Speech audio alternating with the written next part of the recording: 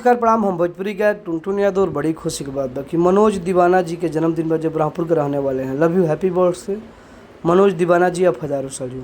नमस्ते प्रणाम। हम भोजपुरी गायक एस कटीराज सब ऐसे गोड़ छोड़ बहुत खुशी की बात बागी ब्रह्मपुर निवासी मनोज दीवाना के बर्थडे पर हैप्पी बर्थडे मनोज दीवाना। आप जो जा रहा नमस्कार प्रणाम हर महादेव का तूफान आज आप सभी श्रोता सुने कहा जो उसमें गोड़ लगा था नहीं और आज बताओ बेहद खुशी होता है कि मनोज बाबू का जन्मदिन बाद जो ब्रह्मपुर के रहे वाला बाड़ा मनोज दीवाना भाई जन्म के ढेरों श्रद्धाई बात। जय हैप्पी बर्थडे हर महादेव। नमस्कार प्रणाम हर महादेव। हम बनी भोजपुरी लोकगीत गायक को म्यूजिक डायरेक्टर मनु अभिरोक। आप सबसे बताया मैं बहुत ही खुशी होता है कि मनोज दीवाना जी के जन्मदिन बाद जो कि ब्रह्मपुर के रहे वाला बानी तो मनोज दीवाना जी के हमारा तरफ से जन्मदिन के बहुत सारी शुभकामना। माता रानी से दुआ रही खूब आगे बढ़ी, खूब तरक्की करी। हैप्पी बर्थडे मनोज दीवाना जी, love you, God bless you. बने आप सबको छोट भाई सिंगर विकास राव और बताते हुए बड़ा खुशी रहा है कि मनोज दीवाना के जन्मदिन बाद आपको जन्मदिन पे मेरे ओर से ढेरों सारी शुभकामनाएं एवं बधाई। खूब खुश रहिए, मस्त रहिए, love you, happy birthday to you.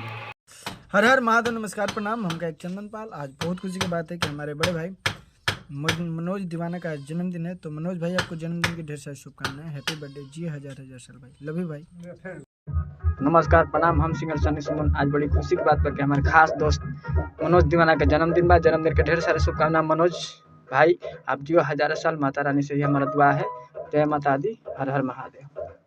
Hello नमस्ते प्रणाम। हम मनी गायक सिंगर गोल्डन गूगल आप सभी को बताते हुए आज बहुत ही खुशी हो रही है कि मेरे बहुत ही अच्छे मित्र मनोज दीवाना जो कि ब्रह्मपुर के रहने वाले हैं तो आज उनका जन्मदिन है। तो जन्मदिन की ढेर सारी शुभकामनाएं। माता रानी कृपा पर सदैव बनी रहे।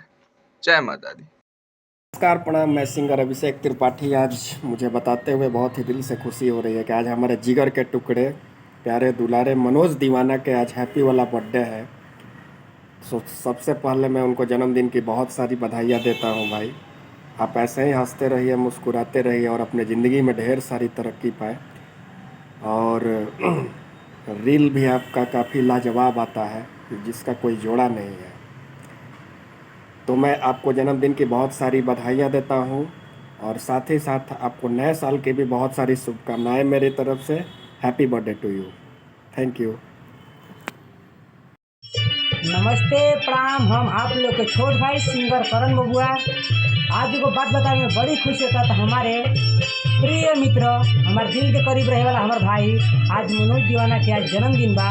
भैया का हैप्पी बर्थडे, लव यू भैया। भगवान से हम यही मनोकामना करेंगे तो भैया हमारे लंबी उम्र लग जाए। हर हर महादेव, जय माता दी। नमस्ते प्रणाम हर हर महादेव। हम बनिए आप सबके छोटे भाई सिंगर विशाल रॉक्स। तो आज बताते हुए बेहद खुशी हो रही है कि मेरे बहुत ही अच्छे मित्र जिसका नाम है मनोज दीवाना ब्रह्मपुर का रहने वाले हैं।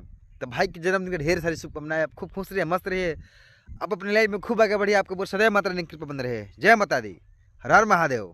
हम बानी भोजपुरी गायक गोलू यादव किंग में कर बताते हुए बहुत ही खुशी हो रहा है कि आज मनोज दीवाना जी का जन्मदिन बा जो उनकी ब्रह्मपुर के रहने वाले हैं। जन्मदिन की ढेर सारी बधाई शुभकामनाएं प्यारे भाई मनोज जी। जी नमस्ते प्रणाम। हम भोजपुरी शायर सैटर राजा और आज बहुत खुशी के बात बा कि हमारे ब्रह्मपुर के रहने वाले हमारे भाई हमें मनोज दीवाना, उनका आज जन्मदिन बा। तो हमारे मनोज भाई आपको जन्मदिन की बहुत सारी बधाई। आप जियो हजारों साल और आप हमेशा खुश रहें। भगवान आपको हमेशा खुश रखें और मेरे ऊपर हमेशा सपोर्ट बरकरार रखें। बस यही मनोकामना है। Love you. नमस्ते प्रणाम। हम भोजपुरी गायक रजनीश रंजन आप सबके हो गए तहे दिल से प्रणाम करता नहीं। और ये आज खुशी के दिन बर्थडे कि मनोज दीवाना जी का जन्मदिन बा जो कि ब्रह्मपुर के बानी। जन्मदिन के लाखों ढेर सारी शुभकामनाएं आपके। जय हो। नमस्ते प्रणाम। हम आप सबके भाई अरुण यादव। बड़ा खुशी की बात हुआ ब्रह्मपुर के रहने वाले मनोज दीवाना का आज जन्मदिन है। मेरी तरफ से आपको बहुत बहुत बधाई। आप जियो हजारों साल, जीवन में तरक्की करो, आगे बढ़ो, माता रानी का कृपा पे बना रहे। हर महादेव। हम सिंगर घनश्याम पुजारी। आज बड़ी खुशी भाई प्रिय मित्र हमारे मनोज दीवाना मनोज पाल जो कि ब्रह्मपुर के रहने वाले हैं। उनका आज हैप्पी बर्थडे बात। हैप्पी बर्थडे मनोज दीवाना। तो जी हजारों साल, जय माँ का हल्का मचावा भोजपुरी में एकदम मिल के रहो, साथ रहो।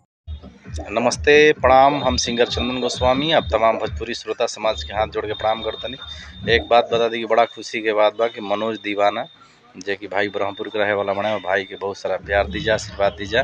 भाई का जन्मदिन बा, जन्मदिन की ढेरों सारी शुभकामनाएं भाई। हैप्पी बर्थडे, जय माता दी, हर हर महादेव। नमस्कार प्रणाम। हम आप सबके भाई भोजपुरी गायक आशिक अरविंद यादव। आज को बात बताऊँ बेहद खुशी हो रहा बा कि बहुत ही हमारे प्यारे मित्र बड़े भैया मनोज दीवाना जी का जन्म हुआ, तो बहुत सारा बधाई, हैप्पी बर्थडे, लव यू और बहुत तरक्की कीजिए। मनोज दीवाना जी जो कि ब्रह्मपुर के रहने वाले हैं, हैप्पी बर्थडे भैया, जय माता दी। केक कटाई अब बहुत होई खर्चा, यार केक कटाई अब बहुत होई खर्चा। मनोज दीवाना के आज जन्मदिन बा, पूरा बक्सर जिला में बा चर्चा।